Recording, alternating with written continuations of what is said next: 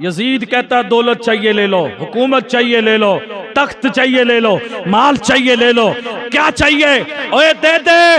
वलीद को हुक्मनामा लिखा जाता है, हुसैन से कहो क्या चाहिए, सिर्फ हाथ दे दो, बैत कर लो, हुकूमत मान लो, बादशाह मान लो। लेकिन इमाम हुसैन की तरफ से जवाब मिलता है नहीं,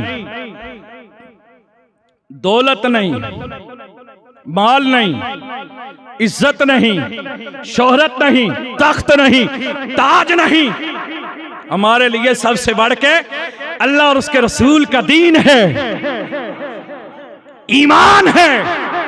ईमान पर, इस्लाम पर हम सब कुछ कुर्बान कर देंगे। सुभान अल्लाह। यही पैगाम इमाम हुसैन ने दिया। मेरे हुसैन ने करबला की जमीन से जो पैगाम दिया, वो पैगाम कान खोल के सुन लो।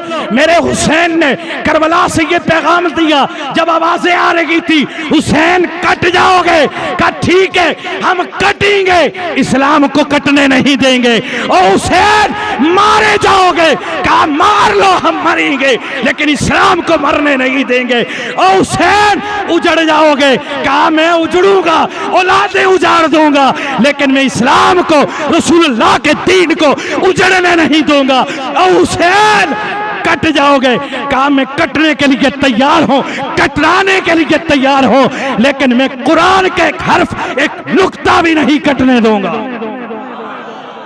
अल्लाहू अकबर।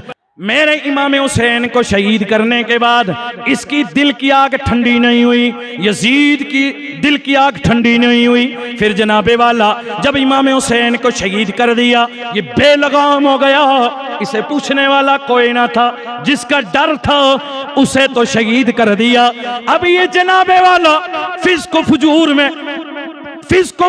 में इस कदर आगे बढ़ गया था, इसने तमाम अहकामात को बदलना शुरू किया, यहाँ तक कि नमाज, रोजा, हज, ज़कात के जो अहकामात अल्लाह रसूल के हैं उनकी पाबंदियां हटा दी। उठाओ तवारीख देखो, वो पाबंदियां हटा दी। इतना ही नहीं जनाबे वाला, सूद आम कर दिया, जिना आम कर दिया, शराब आम कर दी। मेरे इमाम हुसैन इन चीजों के खिलाफ थे और इसने इन्हीं चीजों को जनाब वाला आम कर दिया। फिर इसने 63 सन हिजरी में मुस्लिम बिन उक़बा को 12,000 या 20,000 का लश्कर दे करके मदीने के लिए रवाना किया।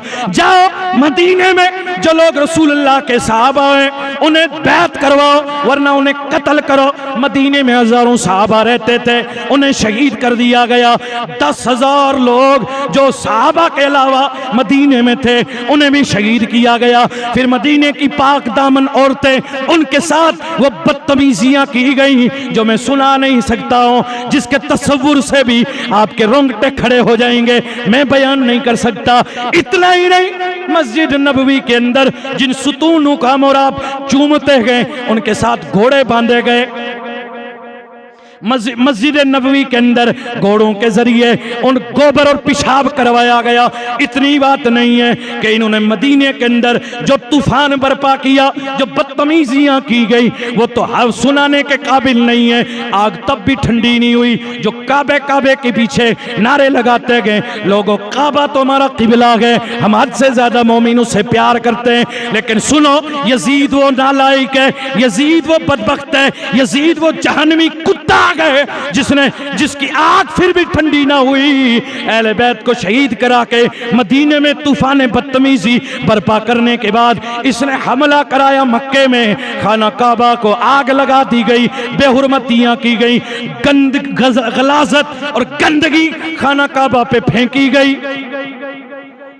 गिलाफ काबा को आग लगाई, जो तबरुकात खाना काबा में हैं जला दिए गए, और जनाब वाला हरम के अंदर गंदगियां फेंकी गई। यहां तक लिखा है कि इसने उस जो लश्कर भेजा था उसके जरिए पथराव किया खाना काबा के ऊपर। हजरत अब्दुल्ला बिन जुबैर उस वक्त मेरे नबी के प्यारे सहाबी मौजूद थे, और जिस साल इसने वो कराया सन 64 हिजरी में ये खाना काबा की बेहुरमती हुई। इधर खाना काबा को आग लगाई, पत्थर फेंके गए, गंदगियां डाली गई, खाना काबा के साथ बेहुरमती गई। हरम के अंदर इन्होंने बदतमीजियां की, कत्ल गारत शुरू की। मेरे रब का कहर इस पे बरसा कि जनाब वाला 3 साल 7 महीने तक हुकूमत करके ये सन 64 हिजरी में उधर इसने की बदतमीजी कराई मक्के में, इधर इसको बीमारियां लग गई, जिस्म सड़ गया। और फिर मुल्क शाम के शहर हमस में ये जनाब वाला कुत्ते से भी बदतर इसकी मौत हो गई।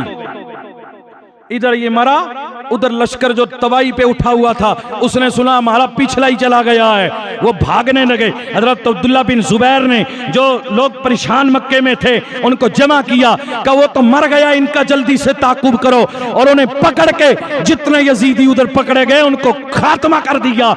आखिरी बात सुनिए, मेरे नबी मुकर्रम हाकिम मुहद्दिस ने लिखा है हजरत जकरिया को अल्लाह के नबी थे जिन यहूदियों ने उनको शहीद किया था, अल्लाह ने हजरत जकरिया के कत्ल के बदले में 70,000 यहूदियों को कत्ल कराया। हाकिम मुहद्दिस लिखते हैं अल्लाह ने वही भेजी मेरे नबी को, तेरा नवासा शहीद होगा, मैं जकरिया के बदले में मैंने 70 को कत्ल कराया, लेकिन तेरे नवासे के शहीद करने पर मैं 70 नहीं 70 यानी डबल 1,40,000 को कत्ल कराऊंगा। उसके बदले में 1,40,000 डबल 70। और यही हुआ कि जनाब वाला इमाम हुसैन की शहादत के बाद के मामलात बड़े दूर हैं। फिर जनाब वाला मुख्तार सख्फी ने 70,000 यजीदियों को जिन्होंने इमाम हुसैन के साथ खड़े होकर जंग की, जो खुश हुए, जिन्होंने यजीदियों को पनाह दी, जो इस मामले पर खुश हुए, जिन्होंने किसी यजीदी को पानी की घोट भी दी, उन तमाम को कत्ल कर दिया गया, फिर नार कर दिया गया। फिर जनाब वाला उसके बाद अब्दुल्ला बिन सफा ने 70,000 को कत्ल किया।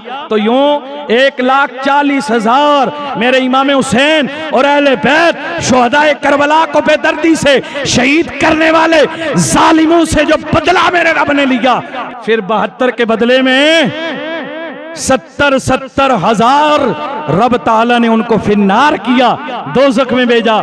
और हालात आज भी आपको कहोगे इराक के क्यों नहीं ठीक हैं, वजह यही है कि वहां खून नाहक हुआ था और आज भी वो खून नाहक अपनी लहरें दिखा रहा है। इसलिए जनाबे वाला इराक की जमीन आज भी संभल नहीं रही है, इसलिए कि नबी की आल का जो खून जहां लग जाए वहां कभी अमन कायम हो ही नहीं सकता। अमन चाहते हो, अगर सलामती चाहते हो, आओ मेरे नबी के दरवाजे पर आओ, सहाबा के नौकर बन जाओ, आओ अहले बैत से सच्चा प्यार कर लो। दुनिया में अमन, कब्र में अमन, आखिरत में अमन। अफजल है कुल जहान में घराना हुसैन का, नबियों का ताजदार है नाना हुसैन। एक पल थी जहान में हुकूमत यजीद की, सदियां हुसैन की है।